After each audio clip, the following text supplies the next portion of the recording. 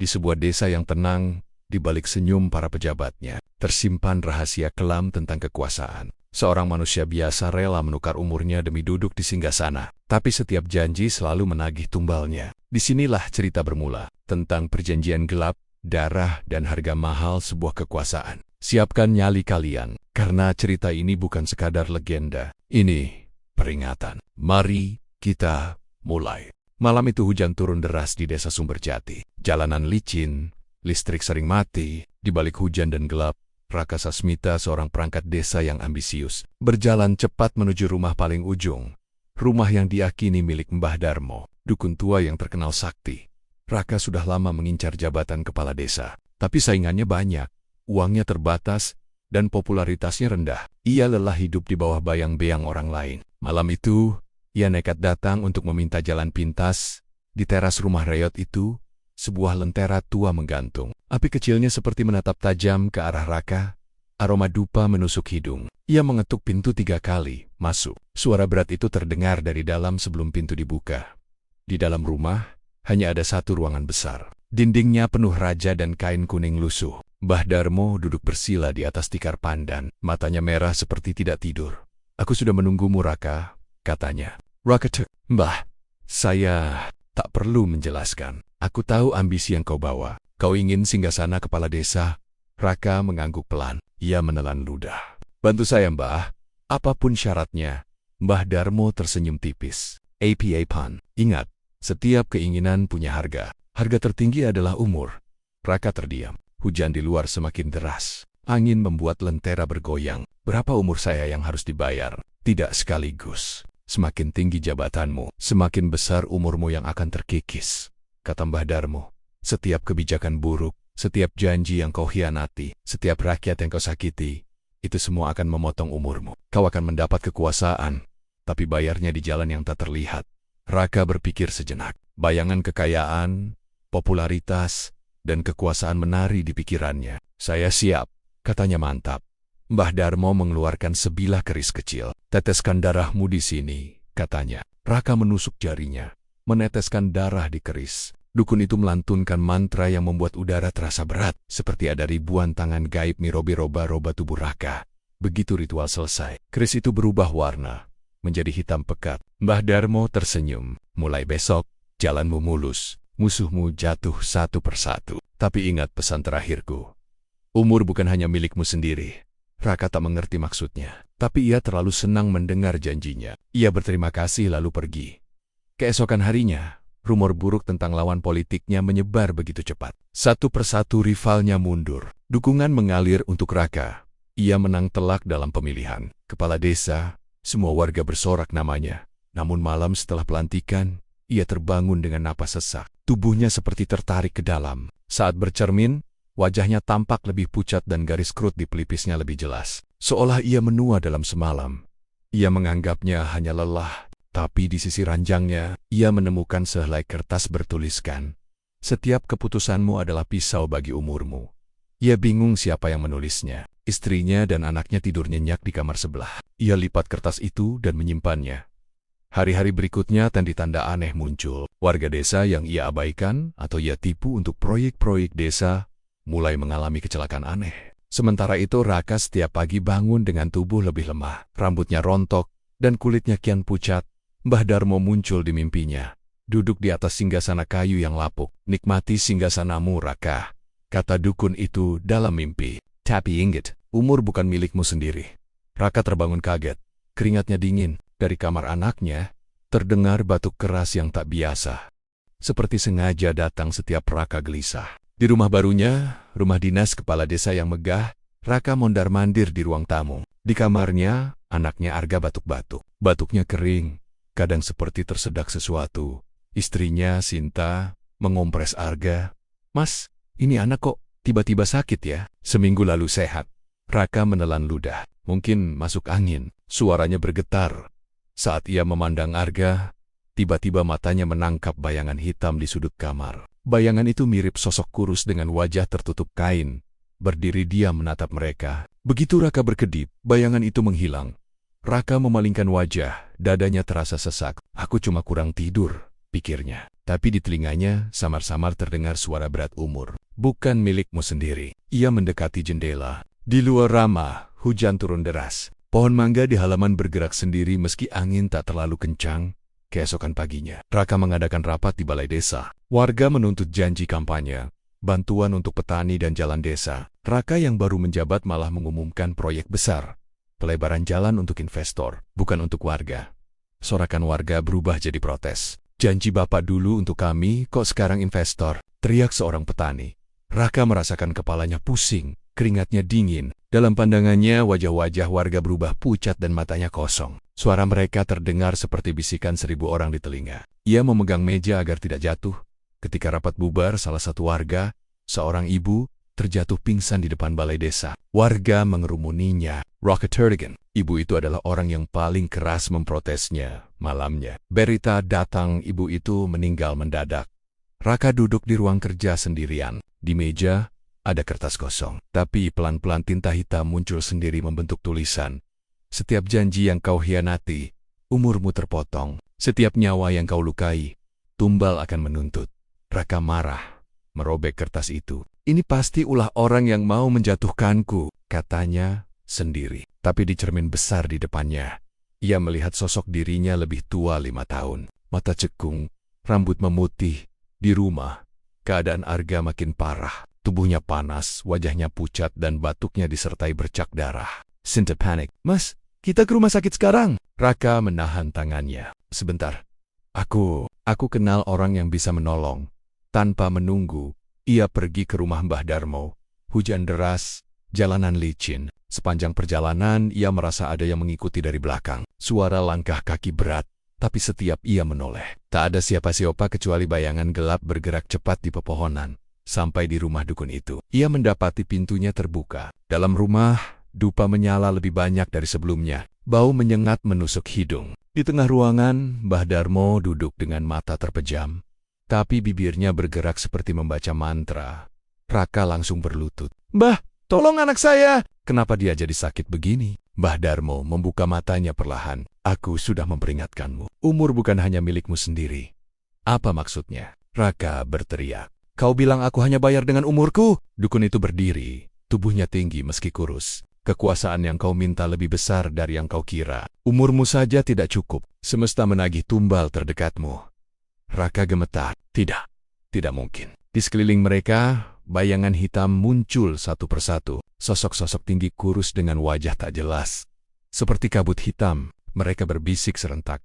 Tumbal, tumbal. Raka mundur, punggungnya menempel ke dinding. Bah, hentikan ini. Ambil umur saya saja, jangan anak saya. Mbah Darmo menatapnya dingin. Tak ada jalan kembali, Raka. Singgasanamu sudah dibayar mahal. Semakin kau mempertahankan kekuasaan, semakin banyak tumbal yang jatuh. Tiba-tiba, salah satu bayangan mendekat. Tangannya yang panjang dan kurus hampir menyentuh bahu Raka. Udara menjadi sangat dingin. Lentera padam. Rumah itu seolah bergeser ke dunia lain. Hanya suara hujan yang terdengar jauh. Raka menjerit. Berhenti. Aku mundur dari jabatan ini. Mbah Darmo tersenyum tipis. Kekuasaan tidak bisa begitu saja dilepas. Kau harus menyelesaikan perjanjianmu atau menemukan cara untuk menebusnya. Bayangan-bayangan itu menghilang tiba-tiba. Meninggalkan ruangan kembali remang. Raka jatuh terduduk. Tubuhnya gemetar. Sebelum ia pergi, Mbah Darmo berkata pelan, carilah di bawah singgasanamu sendiri. Jawaban ada di sana. Raka pulang dengan tubuh basah kuyup. Sesampainya di rumah, ia mendapati Arga sudah tak sadarkan diri. Di samping ranjang, Sinta menangis. Saat Raka memegang tangan anaknya, ia melihat di telapak tangan Arga ada tanda merah berbentuk angka 3. Angka itu berdenyut seperti nadi. 3. Bisik suara berat di telinga Raka.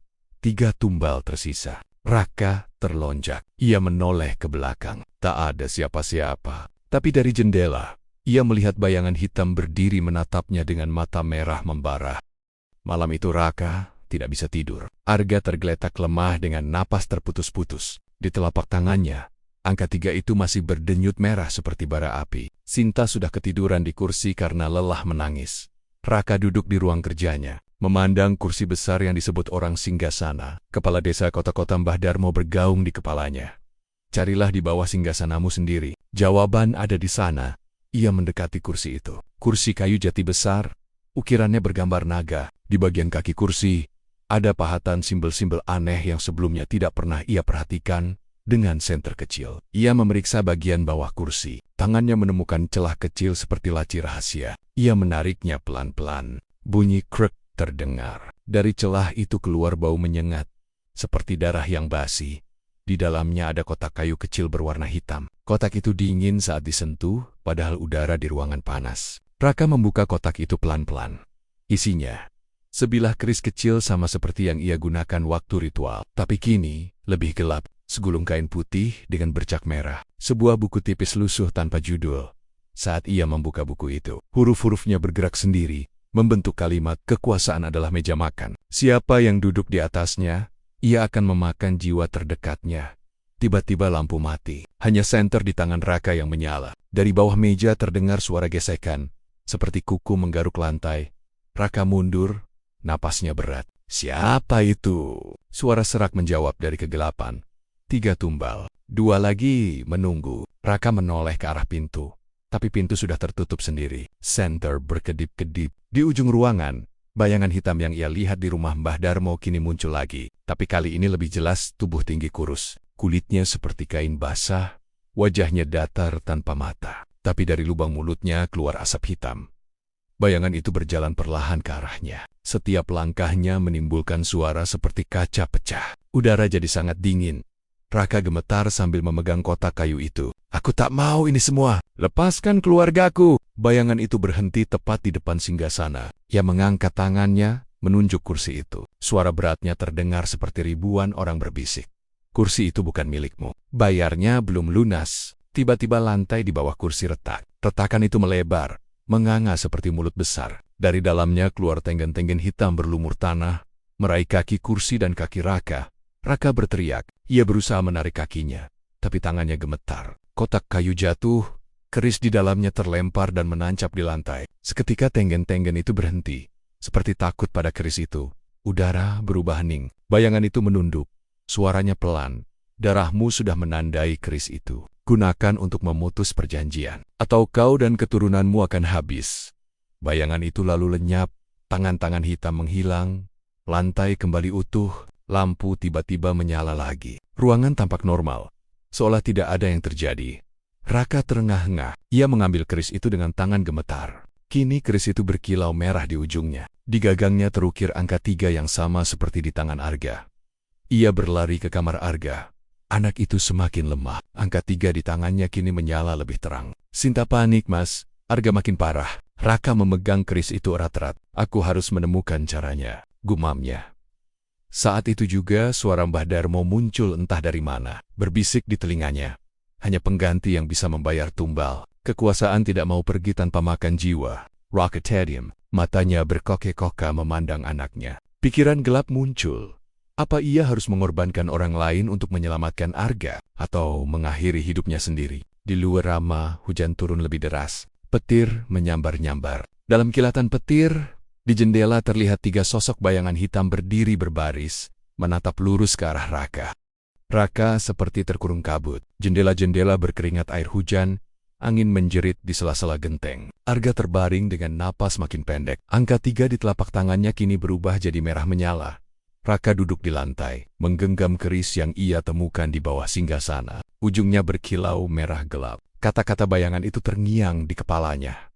Gunakan untuk memutus perjanjian, atau kau dan keturunanmu akan habis.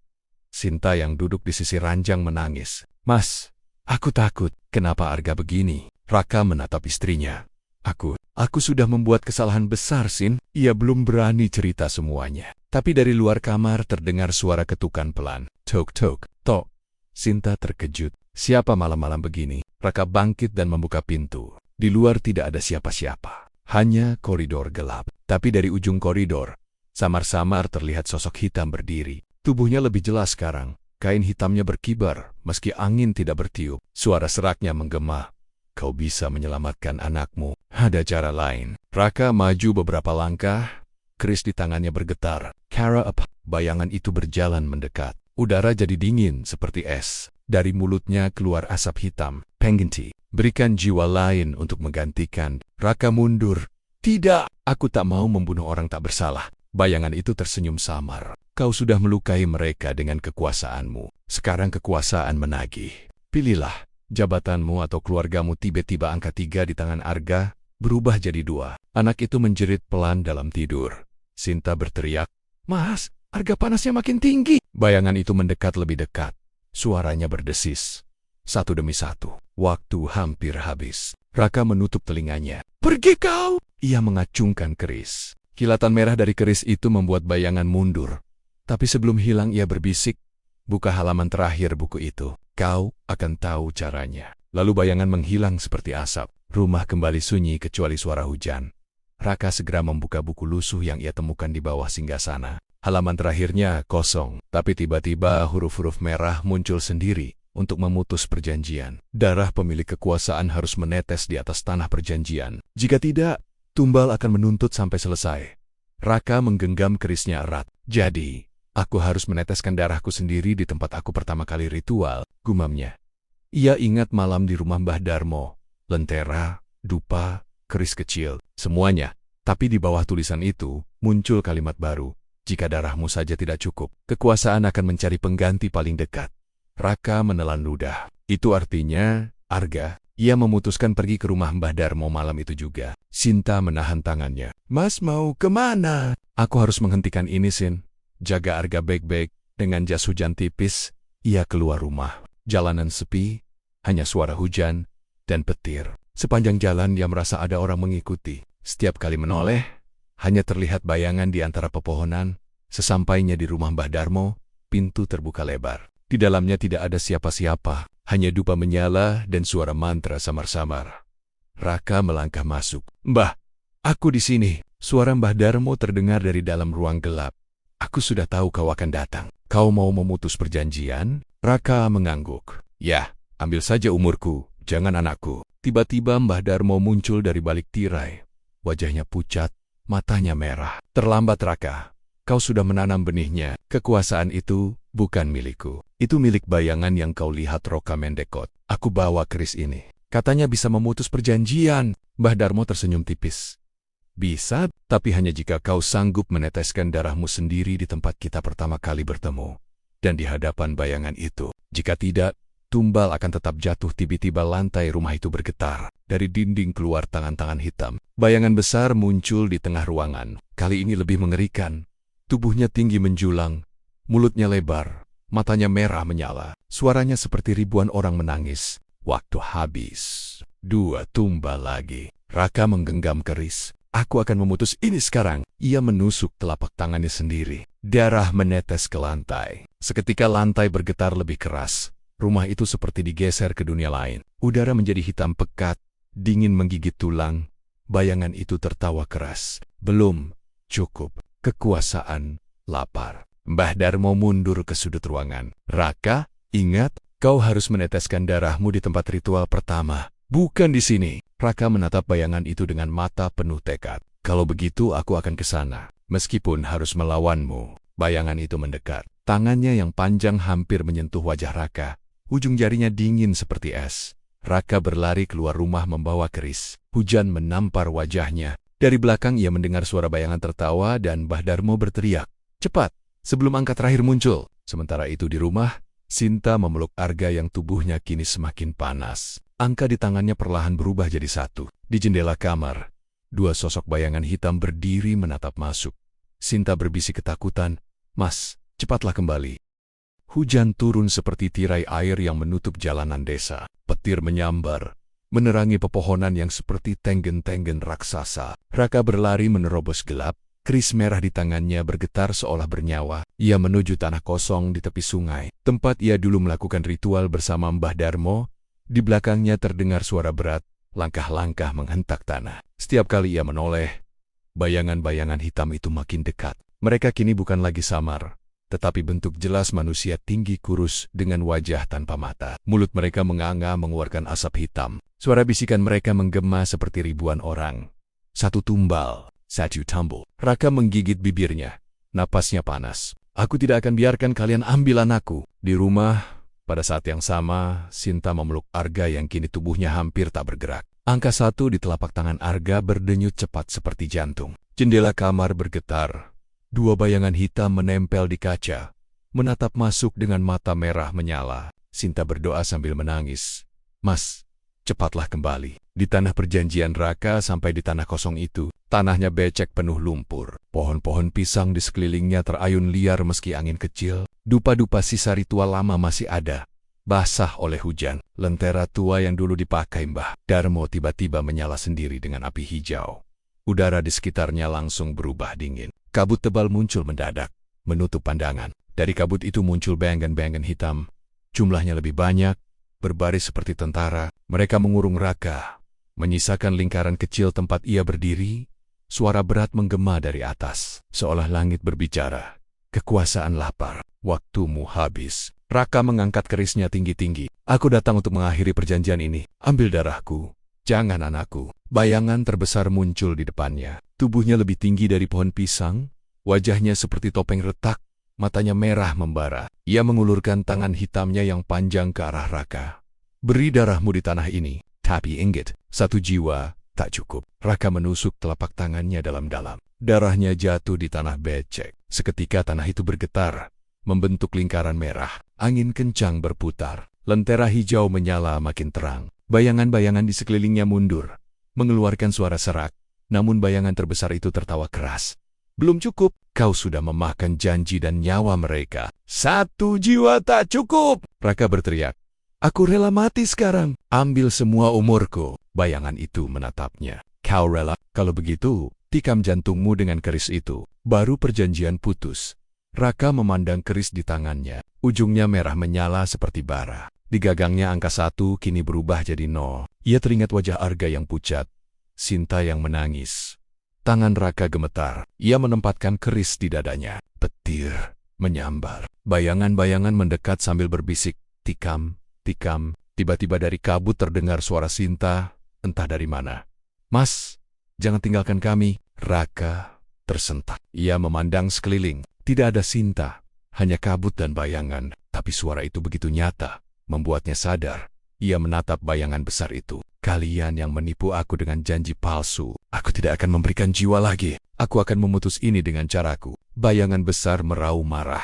Berani kau melawan kekuasaan? Tanah berguncang. Dari retakan tanah keluar tangan-tangan hitam berlumur lumpur mencoba menarik kaki Raka. Ia berteriak, pergi kalian. Ia memutar keris itu, menggores tanah dengan darahnya membentuk simbol lingkaran. Keris itu menyala makin terang, mengeluarkan suara seperti teriakan. Angin berputar makin kencang, menumbangkan pohon-pohon di sekitarnya. Bayangan-bayangan menjerit, mundur, tapi bayangan terbesar tetap maju. Mulutnya terbuka lebar seperti jurang, hendak menelan Raka. Roka berlatih, menancapkan keris itu ke tanah tepat di pusat lingkaran darahnya. Seketika cahaya merah menyala ke langit, menembus kabut. Suara ribuan jeritan terdengar bersamaan. Bayangan-bayangan mulai terbakar oleh cahaya itu. Tubuh mereka seperti asap hitam yang meleleh. Bayangan terbesar meraung keras. Ini belum selesai. Kau akan menyesal? Cahaya merah itu meledak. Hujan berhenti mendadak. Kabut, tanah perjanjian kembali sunyi. Hanya tinggal Raka yang terjatuh lemas di tengah lingkaran darah. Keris di tanah kini berwarna abu-abu, tidak berkilau lagi. Di gagangnya tidak ada angka. Di rumah pada saat yang sama, angka 1 di tangan Arga hilang. Anak itu terbatuk pelan lalu membuka matanya. Bu, bisiknya lemah. Sinta memeluk anaknya, menangis bahagia. Arga? Alhamdulillah. Bayangan-bayangan di jendela menghilang seperti asap. Udara kamar kembali hangat. Di tanah perjanjian Raka bangkit pelan. Tubuhnya terasa sangat lemah, seolah puluhan tahun usianya terkuras. Ia memandang tangannya sendiri.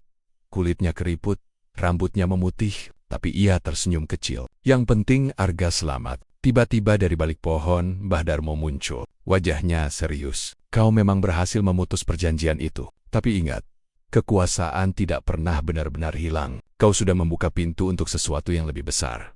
Raka menoleh, terkejut. Apa maksudnya, Mbah? Mbah Darmo menatap jauh ke arah desa. Bayangan itu bukan sekadar roh perjanjian. Ia penjaga singgasana yang sudah ada sejak puluhan tahun. Kau hanya memotong ikatanmu, bukan menghancurkannya.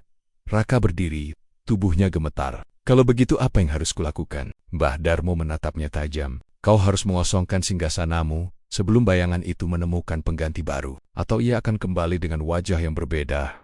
Hening sejenak, angin malam berhembus pelan. Di kejauhan, suara gonggongan anjing terdengar panjang.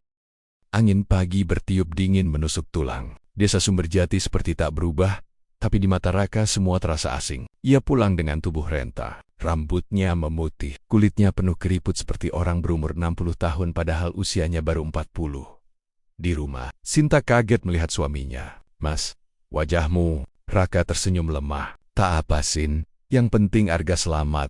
Arga yang masih pucat memeluk ayahnya. "Ayah, kenapa jadi seperti kakek?" Raka mengusap kepala anaknya. "Ayah cuma capek, nak." Malamnya, Raka duduk di ruang kerjanya. Kursi singgasana itu terlihat biasa saja, tapi udara di sekitarnya dingin dan berat. Kata-kata Mbah Darmo di tanah perjanjian terngiang. "Kau harus mengosongkan singgasanamu sebelum bayangan itu menemukan pengganti baru." Raka memandang keris abu-abu di tangannya. "Aku harus mundur dari jabatan ini," gumamnya. Mengumumkan pengunduran diri soknya, Raka mengadakan rapat mendadak di balai desa. Warga, perangkat desa, dan beberapa pejabat hadir. Raka berdiri di podium. Wajahnya lelah. "Saudara-saudara," katanya dengan suara serak, "mulai hari ini saya ingin melepaskan jabatan kepala desa. Saya tidak sanggup lagi." Semua orang riuh. "Kenapa tiba-tiba, Pak? Bapak baru dilantik loh." Seorang staf pemerintah berdiri. "Pak Raka, jabatan ini tidak bisa ditinggalkan begitu saja. Ada prosedurnya." Rocketarium. Hawa ruangan mendadak berubah dingin. Lampu neon di lenggit-lenggit berkelip. Sebagian warga mulai berbisik takut. Dari sudut ruangan, terlihat bayangan hitam tipis menempel di dinding, bergerak seperti asap. Raka memegang keris di sakunya. "Aku tidak peduli prosedur. Aku mau keluar sekarang juga." Tiba-tiba mikrofon berdesis sendiri. Suara berat muncul dari pengeras suara. Bukan suara Raka. Singgasana tidak boleh kosong. Warga terdiam. Suara itu bergema seperti dari perut bumi. Lampu, ruangan gelap gulita.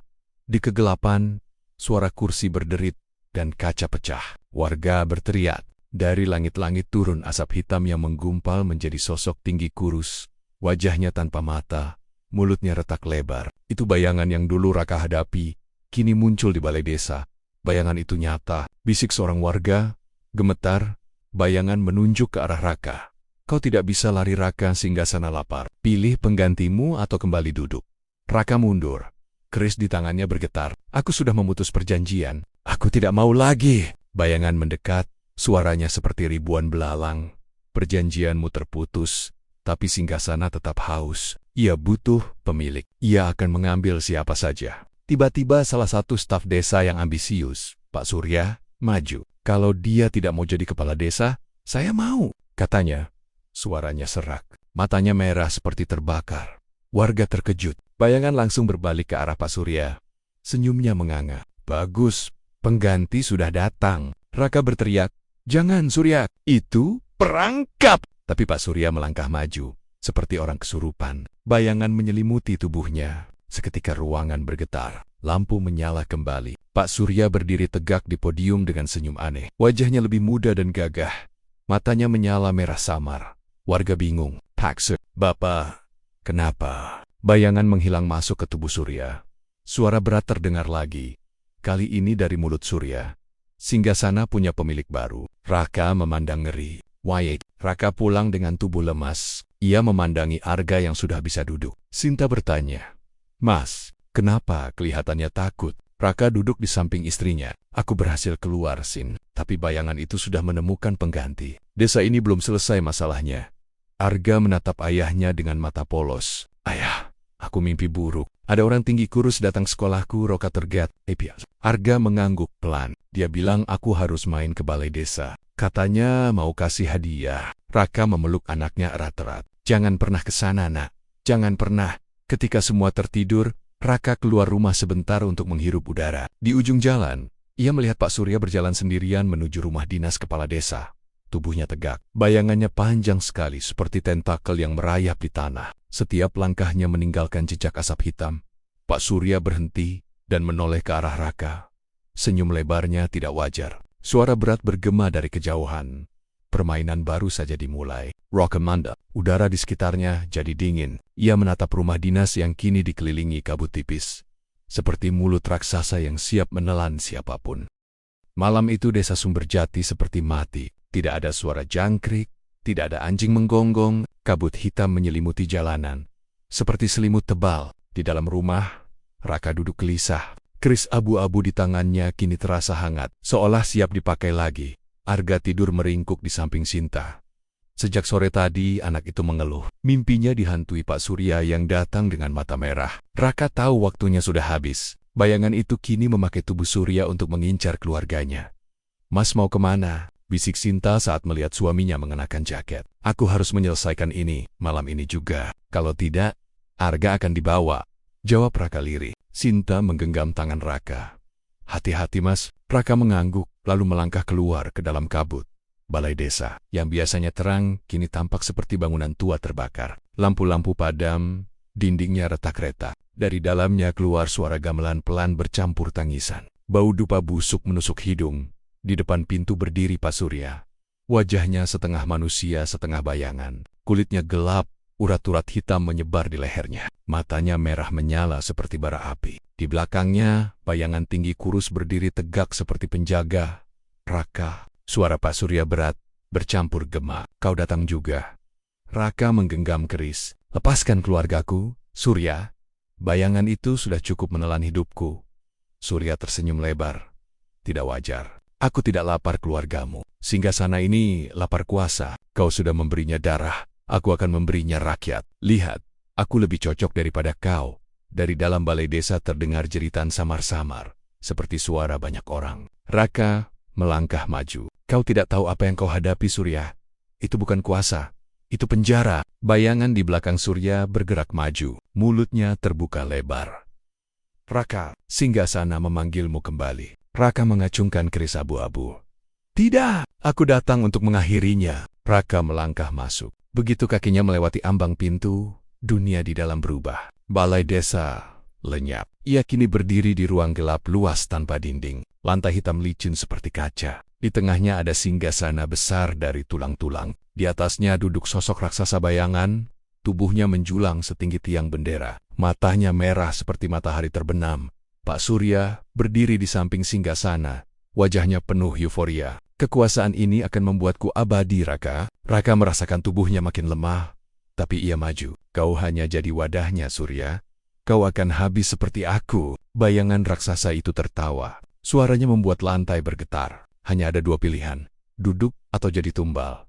Raka menggenggam kerisnya lebih kuat. Ia menatap Surya. "Kalau begitu aku pilih memusnahkannya." Ia berlari ke arah singgasana. Bayangan raksasa mengulurkan tangan besar hendak menamparnya. Raka melompat, menghindar. Suara hentakan tangan itu membuat lantai retak. Surya tertawa keras.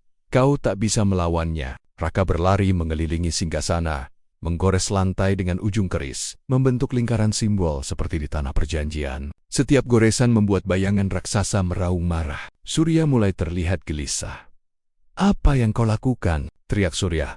Raka menggigit bibirnya, mengurungnya di simbolnya sendiri. Bayangan raksasa berusaha keluar dari lingkaran, tapi kaki-kaki hitamnya menempel seperti disedot. Ia meraung, mulutnya mengeluarkan asap pekat. Surya menjerit dan berlari ke arah Raka. "Berhenti! Ini kekuasaanku." Raka memutar tubuh dan menodongkan keris ke dada Surya. "Maafkan aku, Surya." Keris itu menusuk dada Surya. Darah hitam keluar, menetes ke lantai. Seketika lantai bergetar hebat. Cahaya merah keluar dari lingkaran. Bayangan raksasa menjerit keras. Tubuhnya pecah menjadi serpihan asap yang menghilang satu persatu. Surya terjatuh. Wajahnya kembali normal sesaat. Matanya berlinang. "Raka, aku hanya ingin..." Suaranya terputus. Tubuhnya meleleh menjadi debu hitam. Singgasana dari tulang-tulang itu retak, hancur berkeping-keping. Ruangan gelap itu runtuh. Raka terhisap kepusaran cahaya. Raka terbangun di depan balai desa, terbaring di tanah basah. Matahari baru terbit. Balai desa tampak normal kembali. Tidak ada kabut, tidak ada bayangan. Hanya ia sendiri dengan keris abu-abu yang kini retok-retok. Di rumah, Sinta dan Arga terbangun. Tidak ada lagi mimpi buruk. Udara hangat. Arga sehat sepenuhnya. Raka berjalan pulang pelan. Tubuhnya kini sangat renta, tapi wajahnya tenang. Ia tahu bayangan itu sudah lenyap. Singgasana benar-benar kosong. Di jalan, beberapa warga menatapnya bingung. "Pak Raka, Bapak baik-baik saja?" Raka tersenyum lemah. "Sekarang desa ini bebas. Jangan pernah tergoda jalan pintas kekuasaan." Ia menyerahkan keris abu-abu retak itu ke Mbah Darmo yang menunggu di depan rumahnya. Mbah Darmo mengangguk. "Kau sudah memutus rantai yang panjang, Raka. Tapi ingat, manusia selalu punya nafsu. Jika ada yang memanggilnya lagi, bayangan itu bisa kembali. Raka menatap Arga dan Sinta yang menjemputnya. Selama kita jujur dan tidak serakah, singgasana itu akan tetap kosong, katanya pelan. Mereka berjalan pulang bersama. Angin pagi berhembus lembut. Untuk pertama kalinya dalam waktu lama, desa terasa benar-benar hidup.